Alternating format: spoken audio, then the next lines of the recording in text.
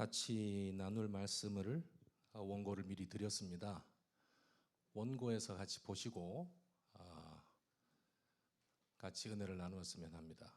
제목이 복음은 생명이다 라고 하지 않고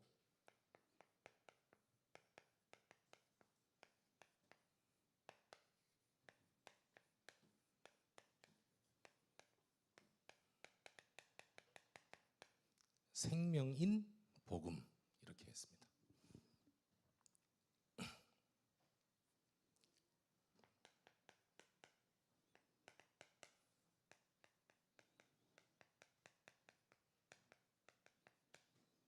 복음은 생명이다. 말씀으로 받고 그렇게 고백하고 누리고 믿고 있습니다. 그런데 이 복음은 생명이다 할 때 어떤 의미를 가지고 보느냐 생각해 볼 필요 있겠죠.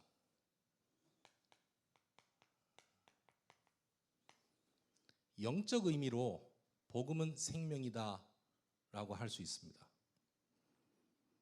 근데 복음 대신 생명 대신 복음이 영적 의미로만 존재하는 것은 아니죠.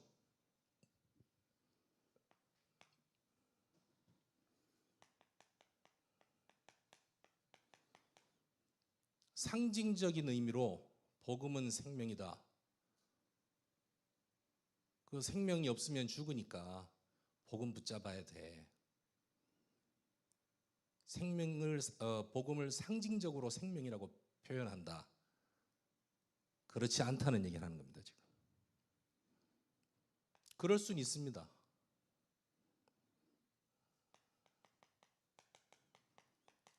정신적 의미로 생명 대신 복음, 생명이다, 복음은 생명이다 말할 수 있습니다. 그런데 그렇게 끝나지 않는다는 거죠.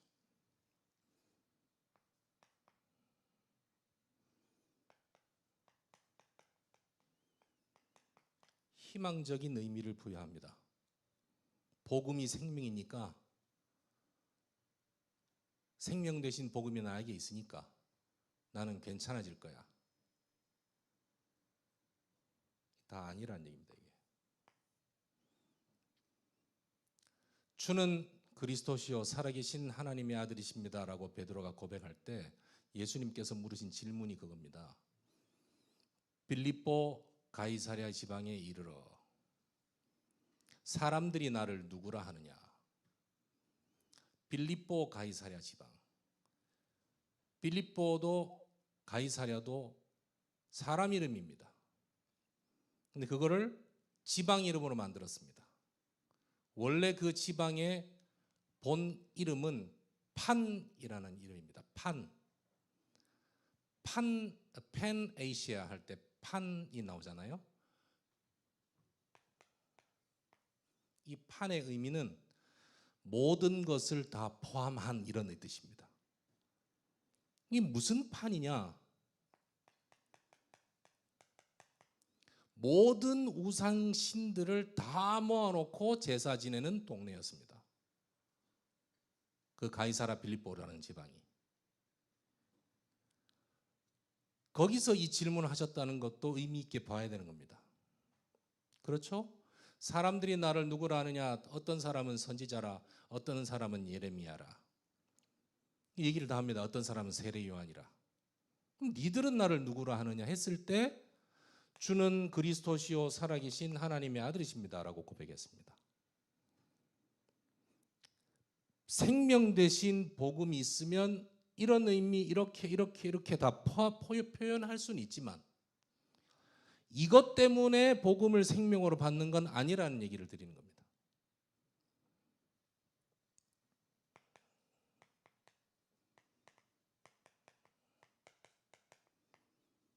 복음은 실체이기 때문이에요. 의미로 존재하는 의미를 부여하고 의미를 찾아야 되는 존재가 아니고 실제로 와 있는 존재이다는 얘기를 하는 겁니다. 그럼 복음이 무언가요? 라고 물었을 때 복음은 예수 그리스도가 복음입니다 라고 말하면 맞아요. 근데 우리 다락방에서 뭐라고 합니까? 예수가 그리스도로 오셨다. 바로 그 예수가 나의 그리스도시다. 이 예수가 너의 그리스도이다. 예수가 그리스도이심을 설명한 것이 복음이라고 얘기해요. 굉장히 구체적이지요. 복음 전한다 할 때 복음을 전달합니까? 예수 믿으라고 전달하면서 복음 전한다고 표현합니다. 그렇죠? 복음이 뭐냐? 예수 믿어야 되는 거 아니에요. 이렇게 받아들이다가 렘넌트로 자란 여러분들은 예수가 그리스도이신 명확한 이유를 알리는 걸 보고 복음 전한다고 알고 있는 거예요. 굉장히 구체적이죠. 그러나 의미를 구체적으로 아는 정도가 아니다. 이론과 사실을 구체적으로 아는 정도가 아니다. 실체를 안다 이거예요.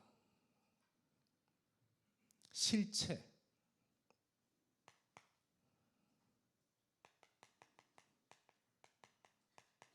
생명 없는 상태, 어떤 상태입니까? 창세기 3장 사건 상태입니다. 하나님 떠나버린 사건을 얘기하는 겁니다. 그게 생명 없는 상태인 겁니다. 단순히 하나님의 형상을 잃어버린 정도가 아닙니다. 놓쳐버리거나 왜곡된 정도가 아니에요. 생명이 빠지니까 왜곡되고 놓쳐져 버린 거예요.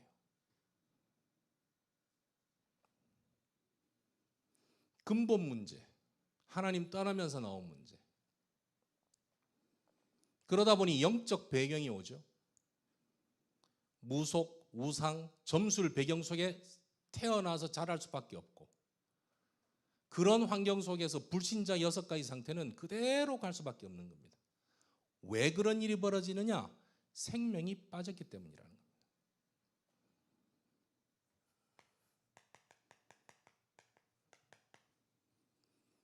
그러면 생명은 무엇입니까? 복음이 생명이라면서요. 그리스도가 생명입니다. 생명 되셨기 때문에, 생명이시기 때문에 우리에게 생명으로 오셔야 되기 때문에 죽어있는 우리의 모든 문제를 해결하셔야만 하는 거죠. 하나님 떠나면서 문제가 왔기에, 하나님 떠나면서 생명이 빠져버렸기에 하나님 만날 수 있도록 길을 열어주신 겁니다. 하나님 떠나면서 생명이 빠질 수밖에 없도록 죄에 파묻히니까 죄 문제를 아예 해결해 버리신 거예요. 하나님 떠나면서 눈에 보이지 않는 사탄이 우리의 생명 빠진 우리의 육체와 우리의 인생과 우리의 모든 현장을 송두리째 앗아가니 마귀의 일을 박살내신 거예요. 생명. 그리스도는 생명인 겁니다. 렘넌트는 다른 일반 크리스찬들하고 차이가 있습니까? 겉으로 보기에 없습니다. 교회는 거의 조화를 쓰지 않습니다. 왜? 생명이 없기 때문에. 조화랑 생화랑 겉으로 보면 차이가 나요? 없어요? 없어요. 오히려 조화가 더 예쁠 수 있습니다. 겉으로 보긴 똑같습니다. 차이가 뭐가 있죠? 생화는 잘하고 조화는 그대로예요. 겉으로 보긴 똑같습니다. 수많은 기독 대학생들과 렘넌트 여러분들이 겉으로 보긴 똑같아요. 어떻게 보면 좀 더 눌려 있어요. 왜? 세계복음 와야 되는데 나는 내 상처, 고통, 갈등, 여건 이것 때문에 못하니까 눌려 있어요. 이제 좀 세계복음화란 단어와 훈련이란 거창한 내용들을 좀 안 했으면 좋겠어. 나도 좀 행복하게 살았으면 좋겠어요. 이런 생각하는 친구들도 많습니다. 그러나 그렇게 생각하다가도 기도하라 그러면 세계복음 하게도록 기도해요. 각인이 이렇게 무섭습니다. 기도 내용이 달라서 틀립니까? 아닙니다. 내가 가진 나에게 오신 생명 되신 그리스도를 더 정확하게 알고 있기 때문에 겉으로는 표현이 안 됩니다. 차이가 없습니다. 내용이 차이가 나는 거예요. 이 그리스도, 생명 되신 그리스도가 나에게 오니 나의 영적 상황이 다 바뀌어요. 생명 빠진 일이 벌어지니 근본 문제가 오죠. 근본 문제가 오니 영적 배경이 엉망이 되어버리잖아요.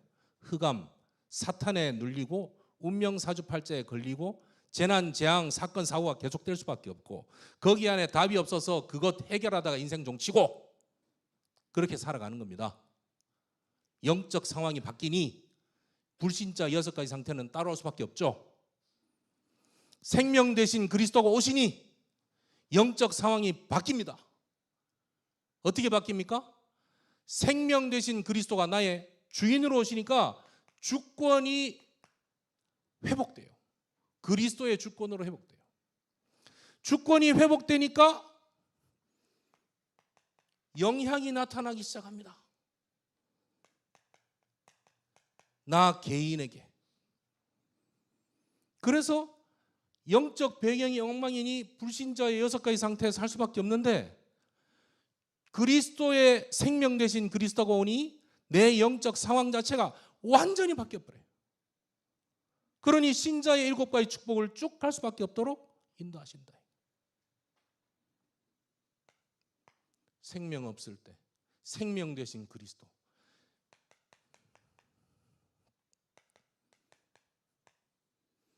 생명 되신 그리스도가 나와 함께 하시면 벌어지는 일. 요거 가려고 하면 요 사이에 하나 있죠. 그게 영접하는 자, 곧 그 이름을 믿는 자들에게는 하나님의 자녀의 권세를 주셨으니 그리스도는 완전한 해답이시고 구원받은 하나님의 자녀가 된 것은 구원이잖아요. 그건 해결입니다. 해답을 가졌다고 해서 나의 근본 문제가 해결되는 건 아닙니다. 해답은 해답이고 그 해답이 나에게 적용되어져서 내 문제가 해결되어질 때 이 사이에 과정이 하나 있죠. 이 과정을 영접이라고 합니다. 이 영접을 이게 영접이다, 저게 영접이다 설명 많이 할수록 좋을 수도 있겠습니다. 한 가지면 됩니다. 믿어지면 끝입니다. 이 믿어진다는 게 이게 참 에베소서에는 창세전에 예비하셨다고 되어 있고요. 영세전에 또 예비하셨다고 되어 있습니다. 신학적으로 보면 이 믿음이라는 것은 하나님께서 택하신 자, 예정하신 자에게 믿을 수 있는 조건을 만드셨다 이렇게 되어 있어요. 그래서 믿어진다라고 표현합니다. 신학적으로는 폐일어나고 믿어졌다, 그것이 이 상태인 것이죠. 근데 왜 자꾸 우리는 영접이라는 얘기를 계속합니까? 나도 모르게 믿고 있을 수 있습니다. 어릴 때부터 쭉 자라오면, 특히 렘넌트로 자라오다 보면 어릴 때부터 이 그리스도의 복음을 쭉 들어왔단 말이에요. 근데 중학교 들고 고등학교 들고 머리가 굵어지고 공부하다 보니 내가 과연 구원받은 게 맞나?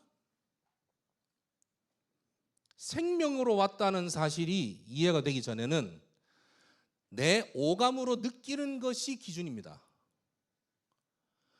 내가 어떤 무엇을 기도했을 때 이런 응답, 그대로 응답을 받으면 내가 구원받았나 보다 라고 생각합니다. 내가 아플 때 그리스도 이름 부르고 기도해서 나았으면 내가 구원받았나 보다 라고 생각합니다. 아닌 것은 아닙니다. 그러나 그것 때문에 구원받은 것은 아니죠. 구원받은 하나님의 자녀가 그 시간표에 하나님께 기도하게 됐고 기도로 누리는 과정에 내 몸 전체가 변화가 일어나 하나님께서 은혜로 나았을 수 있습니다. 또 그렇게 역사하시기도 하고요. 그러나 그렇다고 해서 내가 구원받았다는 걸 확정하는 것은 아니거든요. 어릴 때 성장하는 과정 속에 이런 질문은 할 수는 있습니다. 근데 질문을 왜 할까요? 왜 내가 구원받았을까라는 질문을 할까요? 구원을 받았으니까 그런 질문을 하는 겁니다. 구원을 받는 게 좋겠다고 느껴지니까 그런 질문하는 겁니다. 우와, 구원받았다가는 큰일 나겠다. 다시는 구원받으면 안 되겠다. 이런 생각이 들었으면 내가 설마 구원받았을까? 이런 고민할까요? 아닙니다. 구원받아야 되겠다. 구원받아 하나님의 자녀가 되는 게 맞다. 생명 되신 그리스도를 만나는 게 맞다고 확증되는데 나는 왜 그게 확실하게 안 믿어지지? 뭔가 나에게 내 내적인 확실히 나는 예수가 믿어지는 것 같아. 와, 행복하다. 이런 확실한 뭐가 있었으면 좋겠는데 그게 안 오니까 질문하는 거예요. 구원이 안 좋은 거면 질문했을까요? 아니요. 구원 주시는 그리스도의 빛, 그리스도의 생명이 내 안에서 뿌리를 내리고 줄기를 열고 열매를 맺을 때가 되니 땅이 갈라지듯이 나에게 고민이 오는 겁니다. 고민이 없다. 불신자들은 내가 구원받았을까요? 라고 생각조차 하지 않습니다. 구원이 뭔지 아니까 그런 생각을 하는 거죠. 이 영접을 어떻게 설명하느냐? 계시록 3장 20절은 굉장히 동적으로 설명했죠. 볼지어다 내가 문 밖에 서서 문을 두드리노니 누구든지 이 소리를 듣고 마음문을 열면 나는 들어가 그와 더불어 먹고 그는 나와 더불어 먹으리라.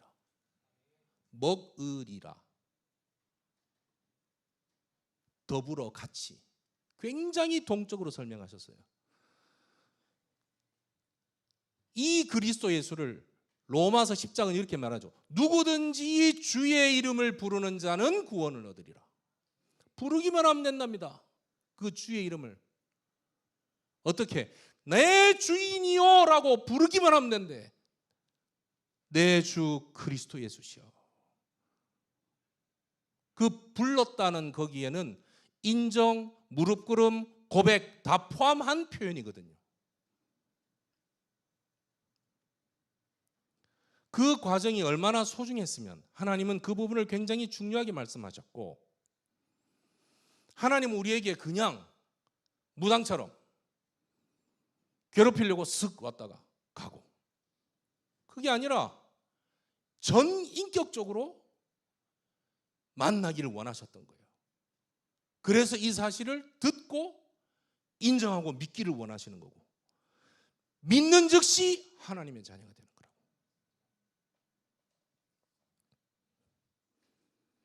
이 상태를 함께라고 표현하는데, 요한복음 14장에는 아내라는 표현을 쓰죠. 성령 하나님 지금 어디와 함께 하십니까? 나와 함께 하십니다. 이 자리에 함께 하십니다. 성령 하나님 내 어디에 계십니까? 내 속에 계십니다. 성삼위 하나님께서 나와 함께 하시는데 내가 어디를 가든지 함께 하십니다. 예배 드릴 때 인지가 되니까 주님 나와 함께 하시고 나에게 은혜 주십시오 하는데, 내가 너무 설사를 만나 급해서 화장실 갔을 때는 주님 이름은 잘 안 나와요. 부끄럽잖아요. 상관없이 그는 나와 함께 하세요. 맞죠? 자꾸 육신적인 기준과 육신적이고 오감적인 기준으로 나와 함께 하심을 확인하게 되는 게 어쩔 수 없어요. 우리 인간이기에. 특히 어떤 인간이기에. 이 세상에 성화의 과정을 거쳐서 전도자로 살아가야 되는 우리의 그 시즌이에요. 지금이 우리의 넥스트 시즌이 있거든요. 언제입니까? 하늘나라. 그때는 영화, 그야말로 하나님과 함께 하늘나라에서 영원토록 사는, 그게 그 다음 우리가 가야 할 시즌이에요. 지금 시즌은, 이 텀은 우리는 끊임없이 고민하고 연구하고 또 엎어졌다가 일어나고 치유해서 좀 더 높은 데 올라가고 다시 실수해서 기어 내려가고 주여 그러고 손 들고 오고 맨날 그래야 돼요. 그래서 왜 나는 맨날 은혜만 받으면 또 실수해서 쏟을까, 그런 고민할 필요가 없어요. 원래 그래. 다 그래. 나만 그런 게 아니고 다 똑같아. 안 그런 척하고 앉아있어 그렇지. 그렇게 생각하시면 돼요. 이 정신승리가 아니라 왜 그래도 되느냐? 주님이 생명으로 나와 함께 하시고 내 안에 계시기 때문에. 외적인, 나의 외적으로 벌어지는 그 어떤 일도 이거를 절대로 빼앗을 수 없다. 그걸 강력하게 성경 전체에서 말씀하시지만 로마서 8장에 특별하게 말씀하시는 거예요. 그러면서 로마서 8장 1절에 그러므로 그리스도 예수 안에 있는 자는 결코 정죄함이 없나니 생명의 성령의 법이 죄와 사망의 법에서 너를 해방하였습니다. 걸리지 마라. 걸릴 필요 없도록 만들어버렸더라, 법적으로. 그 얘기죠. 그러면서 이 그리스도 예수의 사랑에서 결탄코 빼앗을 수 없을 거라고 확실하게 딱 집어요. 어떻게 와 있기 때문에?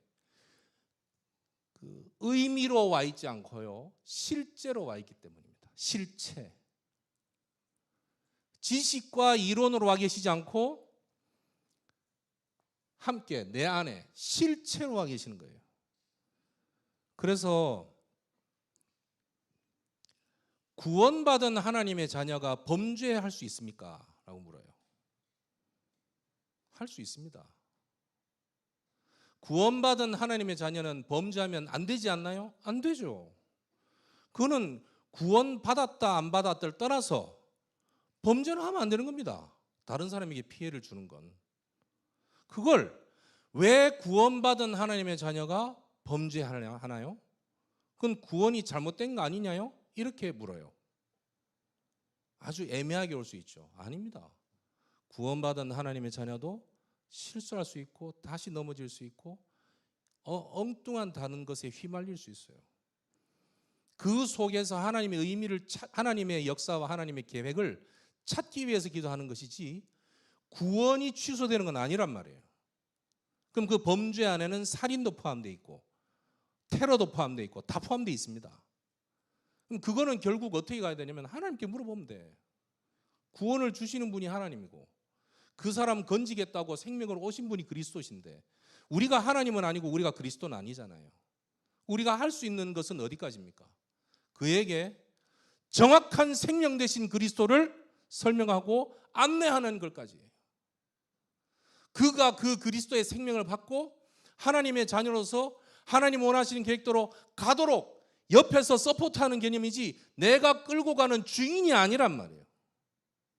사역자들은 이 부분에서 마음을 놓아야 되는데 마음을 못 놓는 것은 내가 자꾸 사역하기 때문이에요. 하나님께서 맡기신 거라고 느껴지지 않고. 그거는 정리를 해야 될 부분이고, 렘넌트들과 여러 많은 그 성도들은 어떤 부분을 생각해야 되냐면 구원받았는데도 이럴 수 있느냐? 그건 잘못된 질문입니다. 틀린 질문이에요. 기준이 틀려요. 구원의 기준은 하나입니다. 그리스도 예수를 생명 되신 그리스도를 믿느냐? 그럼 끝입니다. 하나님이 끝냈다는데 왜 우리가 덜 끝났다고 그러죠?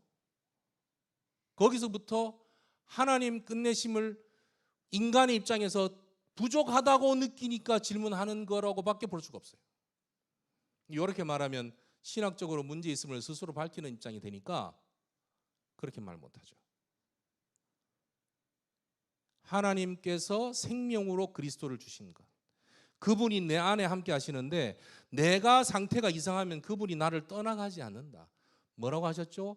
영원토록 너희와 항상 함께 있으리라. 영원토록 있을 건데 네가 예배 좀 잘 드리고 은혜 좀 잘 누리고 현장서 잘 인도받으면 그때 좀 밀착해서 함께하고, 밀착해서. 그리고 네가 좀 거시기 하면 네가 좀 살짝 네가 텐션 올라올 때까지 좀 띄워줬다가. 장난합니까? 예능 찍습니까? 그런 거 아니에요. 밀당합니까 이거?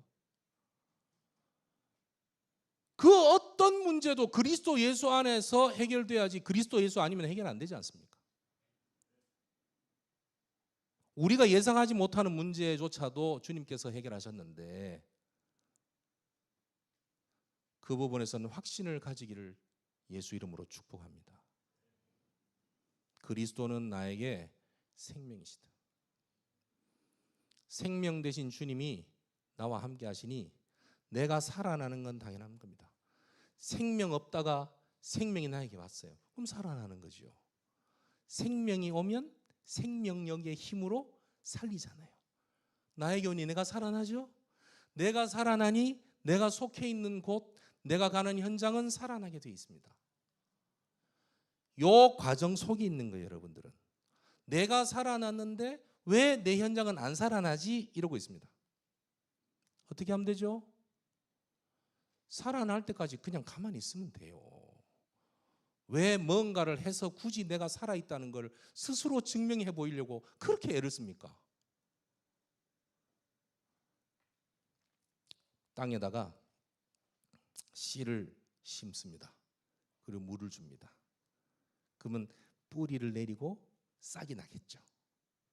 근데 씨지가 스스로 땅으로 기어 들어가서 박힐 수 있습니까? 없습니다. 씨지가 물 주세요 이런다고 물이 내려와요? 누군가는 물을 줘야 되잖아요. 박히지 않더라도 누군가는 물을 줘야 되지 않습니까? 씨가 씨눈을 다 가지고 있습니다. 모든 씨앗의 생명력은 씨눈에 있다고 합니다. 근데 씨눈이 있다고 해서 모든 씨앗이, 씨눈 있는 모든 씨앗이 물을 만나면 뿌리를 내리거나 싹을 올리지는 않습니다. 맞습니까? 그럼 저 씨눈이, 저 씨앗이 싹을 낼 수 있는 생명력이 있음을 어떻게 판단하죠? 약한 소금물에 넣죠. 그래서 가라앉는 놈은 싹수가 있고 동동 뜨는 놈은 마른 거라고 판단하죠. 아닌가요? 맞죠? 그것도 생명이 있다고 하는 것은 가라앉는다고 하니까 그걸 실험을 해보는 거지. 모든 씨앗에 씨눈까지 붙어 있지만 생명력이 있다 없다를 우리 눈으로 어떻게 확인하냐고요. 씨눈이라고 한다, 씨앗이라고 한다면 지 스스로 어떻게 살아나요? 생명이란 이런 거예요. 누군가 이 생명을 가지고 있으면 그 생명은 100% 싹을 틔우게 되어 있습니다. 어떤 농부가 그런 얘기를 한 적이 있습니다. 저 씨앗이 수백 년 전 씨앗이래. 그래가지고 물을 뿌려봤더니 안 나는데 몇 년을 똑같이 물을 뿌렸는데 어느 날 싹이 돋더라 이거예요. 그런 경우도 있습니다. 다 말라 비틀어졌다고 봤는데 개인 시간 편차와 상황과 하나님 계획과 여건은 다 다를 수 있어요. 왜 나는 구원받은 하나님의 자녀인데 내 주위에는 생명의 역사가 일어나지 않는가? 그거는 내가 누릴 조건과 기준이 아닙니다. 아시겠습니까? 예. 그리스도가 믿어진다, 땡! 그걸로 끝입니다. 그리고 주님께서 내게 역사하시도록 맡겨드리는 거예요. 물은 뭘까요? 주님께서 끊임없이 지금도 말씀하시는 복음과 생명의 말씀, 그걸 계속 듣는 거예요. 그게 물입니다, 우리에게. 그러면 이 생명 대신 그리스도가 있는 사람에게는 그 물이 들어오는 데 따라 계속 열매를 맺게 되어 있습니다. 지금 맺을 수도 있지만 나중에 열매 맺을 수도 있어요. 기준이 아니다. 내 안이 살고 내 현장이 살고 그러고 나면 제자와 현장의 문이 어떻게 열리는가 볼 수 있게 됩니다. 지금은 잘 안 보이죠. 핵심은 뭡니까? 이 생명이 내 안에 있느냐 없느냐가 핵심입니다. 와 있다. 그렇다면 끝이에요. 주권이 회복되었다 그랬죠. 생명 되신 그리스도께서 내 인생의 주권을 회복하신 거잖아요. 창세기 1장에 그걸로 회복된 거지 않습니까? 주님께서 마음껏 사용하시도록 인도받고 손들고 나가면 되는 거예요.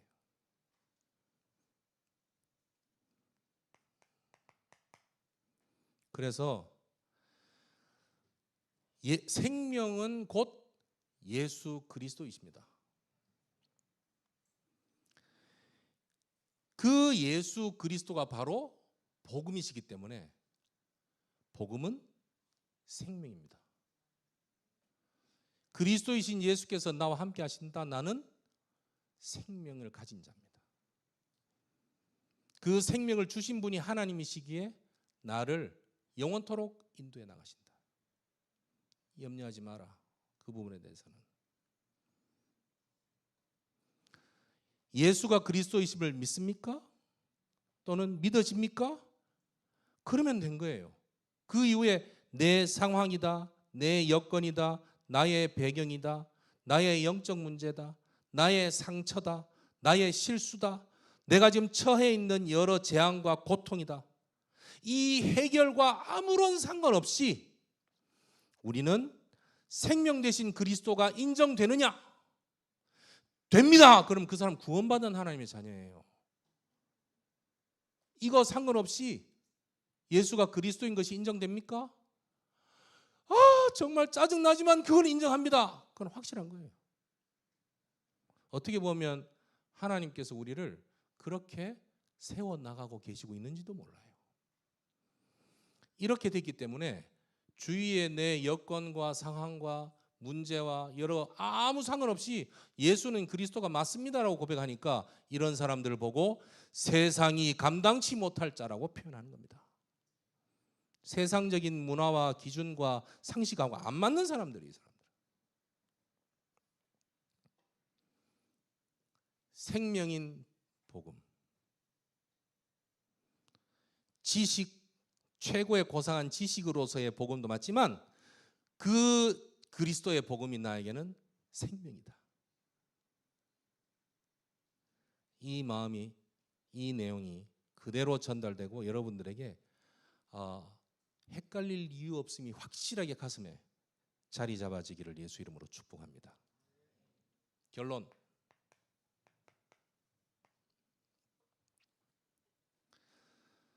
자, 생명이 있으면 싹은 나게 돼 있죠.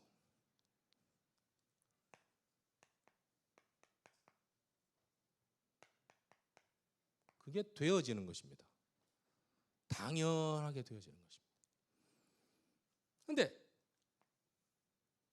되어지는 것을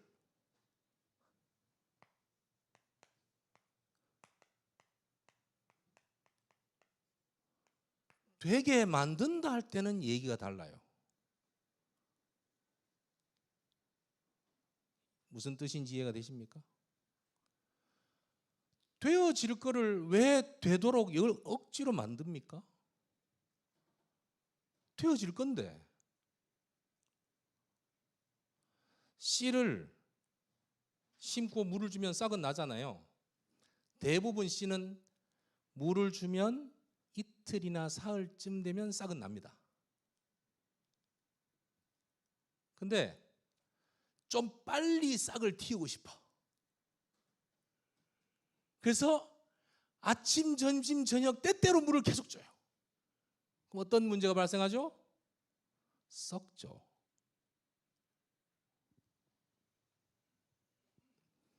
구원받은 하나님의 자녀가 생명 되신 복음을 받고 그 은혜를 누리다 보면 영적 상태가 변하고 오고 영적 배경이 완전 변하고 오기 때문에 본인 스스로 내가 뭔가 바뀌었구나 하고 느끼기 전에 주위 사람이 먼저 알고, 야, 너 얼굴 밝아진 것 같아, 예뻐진 것 같아, 너 스트레스 별로 없는 것 같아, 분위기 좋은 것 같아 라는 말을 합니다. 몰라요, 나는 왜 그런지. 복음 받고 은혜를 받으면 내 주위가 먼저 알아갑니다. 근데 그렇지 않는 경우도 많아요. 본래 피부색이 검거나 나는 은혜 받으면 인상을 계속 쓰는 그런 스타일의 사람. 은혜 받으면 이렇게 편하게 좋아야 되는데 은혜 받을수록 인상이 팍 찌르지는 자기 스타일이에요. 그런 사람들에게는 별 차이가 없습니다.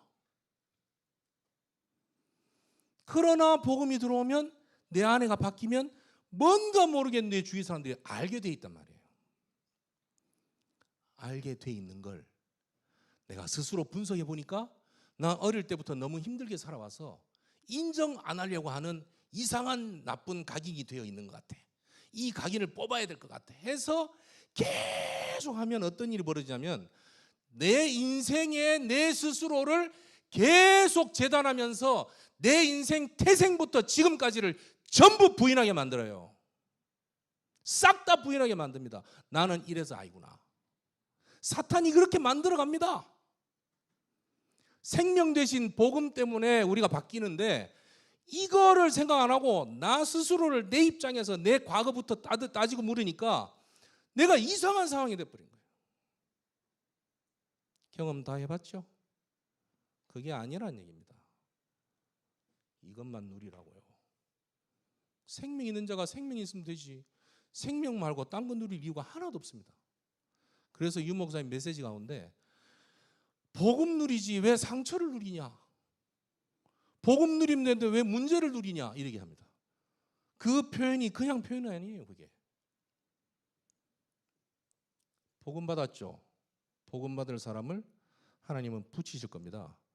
왜 나에게 안 붙이지? 내가 치유가 안 돼서 그래. 왜 나에게 안 붙이지? 내가 복음이 정리가 안 돼서 그래. 왜 나에게 안 붙이지? 내가 훈련 안 받아서 그래.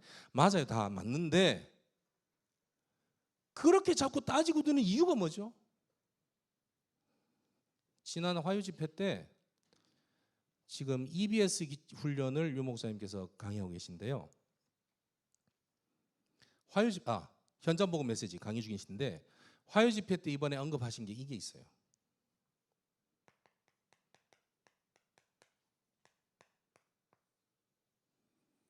숨은 동기를 뽑아내는 게 굉장히 중요하다고 말씀하셨어요. 이 숨은 동기를 뽑아내기가 어렵습니다. 내 안에 어떤 숨은 동기가 들어있는지도 잘 모르겠고, 그래서 그걸 뽑아내는 가장 확실한 방법은 끊임없이 나에게 있는 포커스와 중심을 이걸로 만들어가는 겁니다. 이걸로 만들어가는 것을 요즘 뭐라 하시죠? 이걸로 말씀하시잖아요. 그래서 393을 얘기하는 겁니다. 복음 대신 그리스도를 계속 누리는 것. 되어지는 것을 되게 만들지 마십시다. 예. 그러면 요게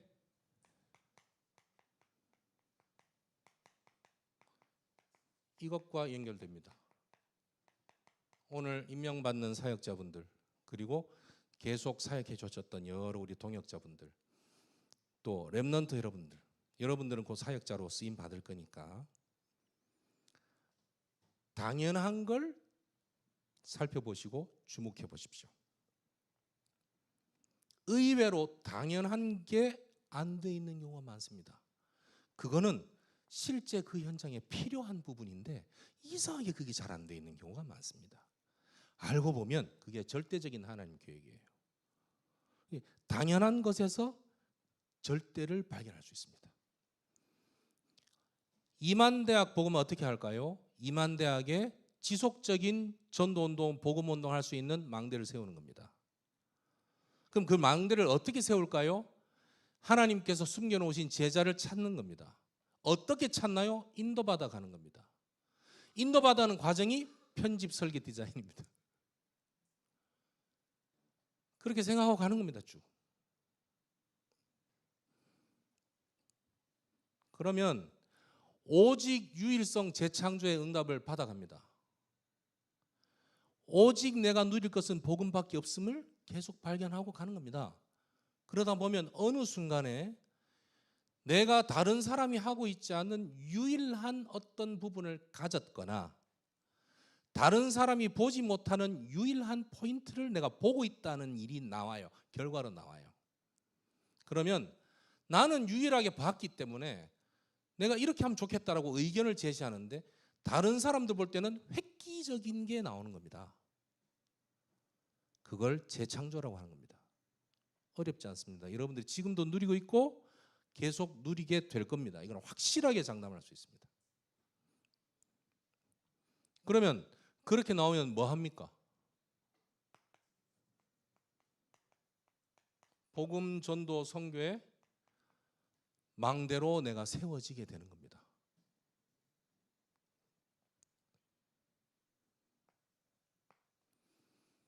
서울지부 연합전도학교에서 같이 말씀 나누는데 대학 선교국은 어떤 사역을 앞으로 계속 해 나가느냐, 예전부터 해왔지만 다락방 전도운동의 대학 사역은 정리하면 두 가지입니다. CCC는 사역리와 순장과 미션홈을 통한 순양육 이렇게 진행을 하고요. 내비게이터는 내비게이터만의 제자 훈련 교재를 이용해서 제자를 양성합니다. UBF는 성경 읽기 선교회인데 UBF 재단에서 성경 읽기 센터를 계속 만들어 가면서 불신자들 성경 읽기 하면서 양육해 나가요. 특징들이 다 있습니다. 다락방 전도 운동의 DCM, 특별한 내용이 있는 것처럼 보이지만 Department of College Ministry예요. 대학 선교국이에요.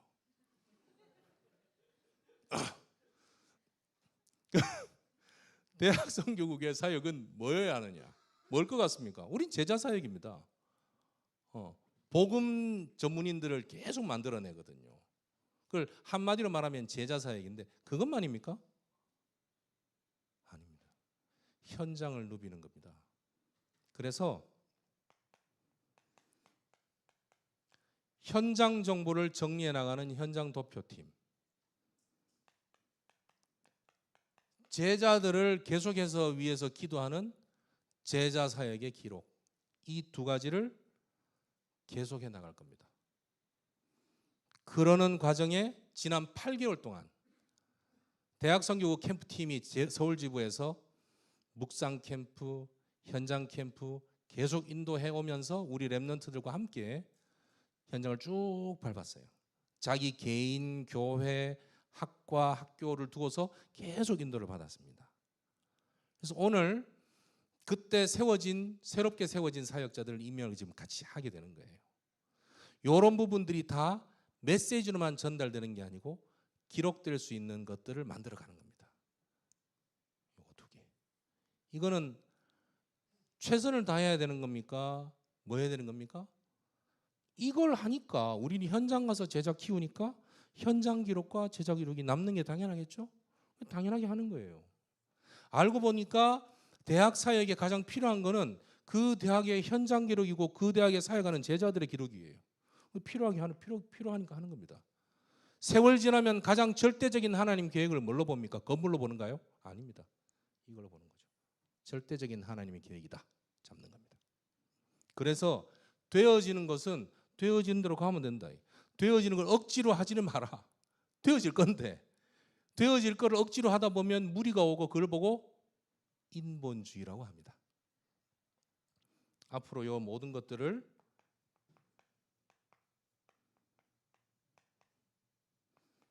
서울지부 지역장 회의에서 페스티벌을 한다, 캠프를 어떻게 한다, 그 다음 어떻게 방향을 어떻게 잡는다 이런 부분들을 같이 상에서 정리를 하고 그걸 제자 학생에서 소통을 하고 이렇게 해서 인도해 나갈 겁니다. 복음은 생명입니다. 이론이고 의미가 아니라 실체입니다. 주님이 실제로 우리와 함께 하시는데 인간이 이해할 수 없는 상태인 영적 상태로 영의 상태로 함께 하시기 때문에 우리가 오감으로 느끼지를 못하는 것뿐이지 실제로 함께 하시고 실체로 같이 함께 하시는 거예요. 그리고 한 번 나와 함께 하시는 그리스도는 영원토록 변하지 않습니다. 영원토록 떠나시지 않아요. 끊임없이 우리가 힘들거나 답답할 때는 우리에게 위로와 평안과 안식과 힘으로 함께 하시고 우리가 희망으로 찰 때는 기쁨과 행복과 그리고 그 다음 것을 보게 하시는 들뜨지 않게 만드시는 것도 주님의 역사하심이거든요. 교만하지 않게. 그래서 사단이 계속해서 역사하신 걸 알고 사단이 더 이상 역사 못하도록 막아주고 하늘군대 동원하시는 모든 일들이 주님이 실제로 나와 함께 하시기에 나에게 벌어지는 일이다. 이후로 복음 되신 주님 그분이 생명으로 나와 함께 하신다는 사실 절대로 놓치지 않기를 바라고 되어지는 사역의 응답들이 계속 서울지부를 통해서 전국과 세계의 우리 사역자들과 우리 랩런트들에게 함께 동역되어지는 응답이 지속되어지기를 예수 그리스도 이름으로 축원합니다.